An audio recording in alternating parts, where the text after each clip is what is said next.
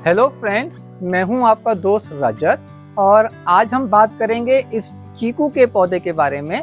और ये भी एक ऐसा फलदार पौधा है जिसको आप आसानी से अपने घर में अपनी छत पर लगा सकते हैं। तो चीकू के पौधे को किस तरह की मिट्टी चाहिए, कैसे हमें पौधा को सही पौधा चुनना है और उसको कहाँ कितनी धूप आनी चाहिए और कुछ और ऐसी ही टिप्स के बारे में बात करेंगे हम। और चलते हैं, देखते हैं एक चीकू के पौधे को हम अपने टेरेस गार्डन में कैसे ऐड कर सकते हैं। तो ये है मेरा चीकू का पौधा और आप ये पौधा जो मैंने अपने बगीचे में करीबन 3 साल पहले लगाया था और आप देख सकते हैं ये पौधा इस वक्त, इसका तना देखेंगे अगर आप, तो वो कितना मोटा है और इससे पता चलता है कि ये कितना पुराना पौधा है और ये अब काफ़ी बड़ा भी हो चुका है। तो इसमें कई चीकू लगे थे। चीकू के पौधे को फल देने में करीबन 1 से 2 साल लग जाते हैं। यानी कि अगर आप आज इस पौधे को अगर लगाएंगे तो आप उससे पहले साल या 2 साल में तो उम्मीद नहीं करेंगे कि कोई फल आए, और उसमें कुछ फूल ज़रूर आते हैं। तो जैसे आप देख रहे हैं इस वक्त मेरे इसमें कई जगह पर चीकू के पौधे में फूल आए हुए हैं।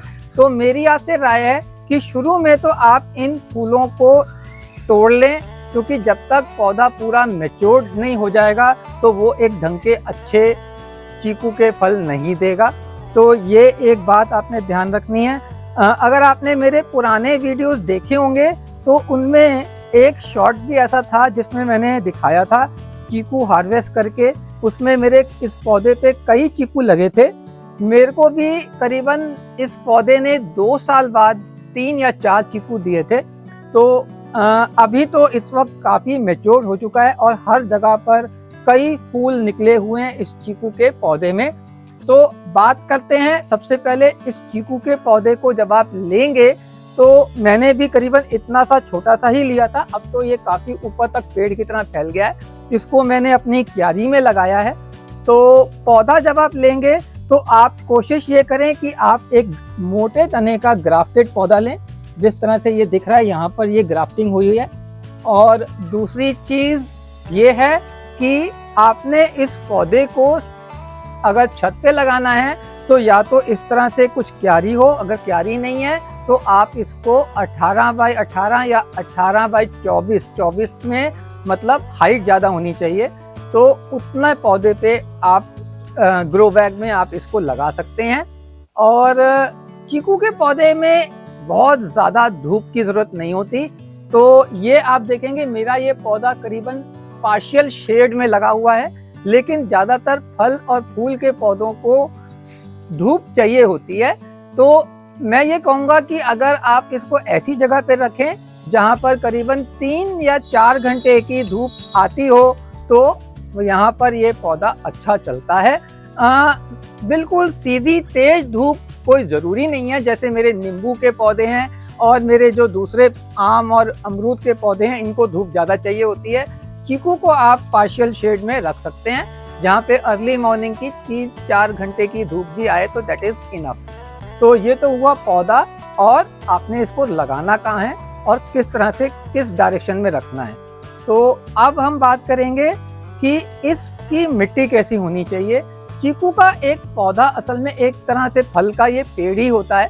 तो इसको काफ़ी ज़्यादा बहुत ज़्यादा हेवी फीडिंग, न्यूट्रिशन या फर्टिलाइज़र की खास ज़रूरत नहीं होती।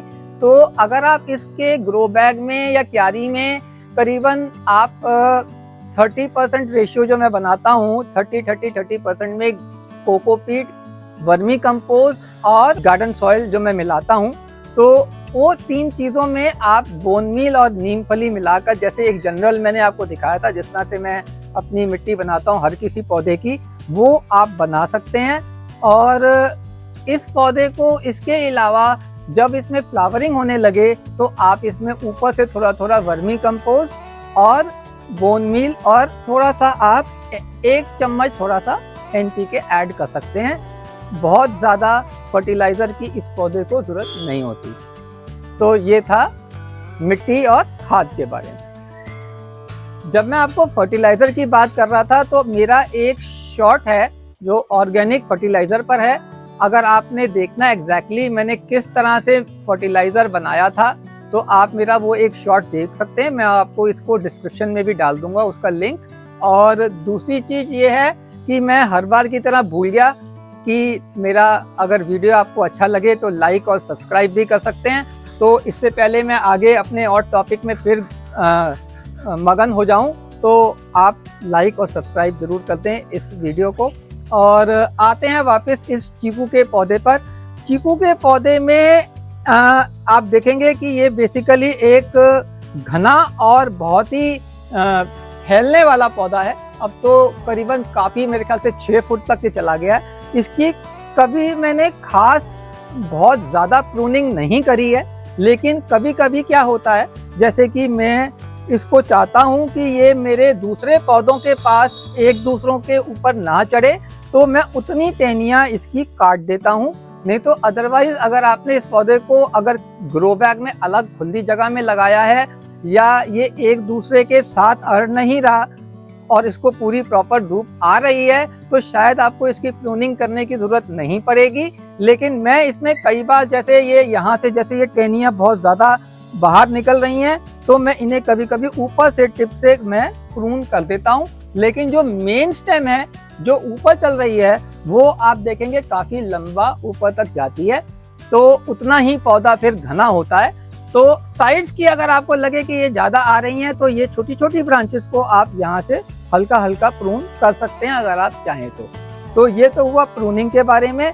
और फल लगने की बात अगर आप होगी तो देखेंगे जितनी ब्रांचेस आएंगी हर एक ब्रांच में फूल निकलते हैं। और चीकू के पौधे में फल बहुत जल्दी आसानी से नहीं आता है। और एक चीज़ चीकू की खास बात और ये भी है कि चीकू का फल एक ऐसा फल होता है जिसको आपने मतलब अगर ये आपको लगे कि काफ़ी बड़ा हो गया है, आप मेरा शॉट देख सकते हैं मैंने जब उसको हार्वेस्ट किया था तो मतलब इसको आपने टहनी पे नहीं छोड़ना है। जैसे मैंने आपको अंजीर का पौधा बताया था, अंजीर का फल हमेशा टहनी पे पकने के बाद ही तोड़ा जाता है, जबकि चीकू का पौधा तोड़ने के बाद ही पकता है। यानी कि आप जब लगे कि वो एक नॉर्मल साइज में चीकू बन गया हुआ है, जितने साइज में नॉर्मली चीकू बाजार में आते हैं उतना बड़ा फल लगता है इसमें, तो उसको आप तोड़ लें। और तोड़ने के बाद आप इसको जब आप न्यूज़पेपर में 1-2 दिन रैप कर लेंगे तभी चीकू का पौधा अपना पकने लगता है। और टहनी पे फिर वो ज़्यादा देर रहेगा तो फिर उसमें गलने का या कुछ और फ्लेवर में चेंज आ जाता है। ये मेरी पर्सनल राय है। तो आप को हार्वेस्ट करना पड़ेगा जब आपको लगेगा कि मेरा चीकू का फल रेडी हो गया है। तो साथ साथ तोड़ने का एक फायदा ये भी है कि आप जैसे जैसे जितने फल तोड़ते जाएंगे तो उतना दूसरे फलों को न्यूट्रिशन मिलना शुरू हो जाएगा और वो फिर और बड़े होंगे। तो ये है चीकू के बारे में कुछ और एक स्पेशल टिप। और मेन चीज़ यही है आप इसकी सॉइल वेल ड्रेन रखें टाइम में। हर 1 महीने में जैसे मेरा फर्टिलाइज़र मैं बनाता हूँ उस तरह सा आप इसमें डाल सकते हैं। पानी जो है बहुत ज़्यादा नहीं देना। पानी से याद आया, अगर आप फल देखेंगे और देखेंगे फूल निकल रहे हैं और अगर आप इसको बहुत ज़्यादा पानी देंगे तो इसके फूल झड़ जाएंगे और फल नहीं लगेगा। इस बात का भी आपने ध्यान रखना है। तो यहीं पर ही इस वीडियो को एंड करते हैं। तो यही था हमारा आज का टॉपिक। तो एक बार आप इसको अपने बगीचे में ज़रूर लगाएं। ये हमेशा लाइफ लॉन्ग का एक बहुत पक्का पौधा होता है और साल में करीबन 2 बार तो ये फल देता ही है। तो thank you very much and happy gardening.